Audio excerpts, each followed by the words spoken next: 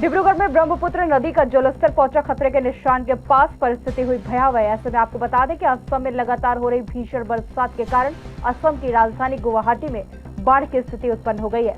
हजारों परिवार जलबंद हो गए हैं। लोगों को खाने के साथ ही पीने के पानी के लिए जद्दोजहद करना पड़ रहा है। गुवाहाटी में हाहाकार की स्थिति है। प्रशासन बाढ़ पीड़ितों के लिए सहायता का हाथ बढ़ा रही है, लेकिन वह अपर्याप्त दिख रहा है।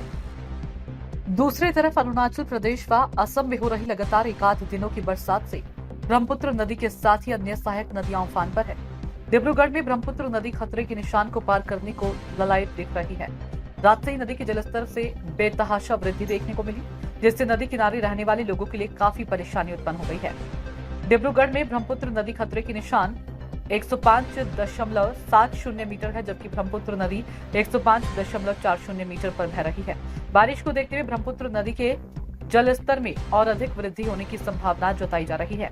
असम में लगातार हो रही भीषण बरसात के कारण असम की राजधानी गुवाहाटी में बाढ़ की स्थिति उत्पन्न हो गई है। हजारों परिवार जलबंदी हो गए हैं। लोगों को खाने के साथ ही पीने की पानी के लिए जद्दोजहद करना पड़ रहा है। गुवाहाटी में हाहाकार की स्थिति है। प्रशासन बाढ़ पीड़ितों के लिए सहायता का हाथ बढ़ा रहा है, लेकिन वह अपर्याप्त दिख रहा है। दूसरी तरफ अरुणाचल प्रदेश व असम में हो रही लगातार एकाध दिनों की बरसात से ब्रह्मपुत्र नदी के साथ ही अन्य सहायक नदियां उफान पर है। डिब्रूगढ़ में ब्रह्मपुत्र नदी खतरे के निशान को पार करने को ललायत दिख रही है।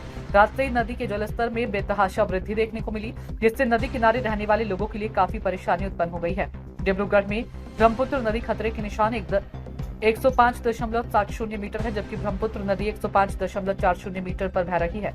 बारिश को देखते हुए ब्रह्मपुत्र नदी के जलस्तर में और अधिक वृद्धि होने की संभावना जताई जा रही है। डिब्रूगढ़ से कैमरा पर्सन मुन्ना घटवाल के साथ अरुण कुमार जैन की रिपोर्ट।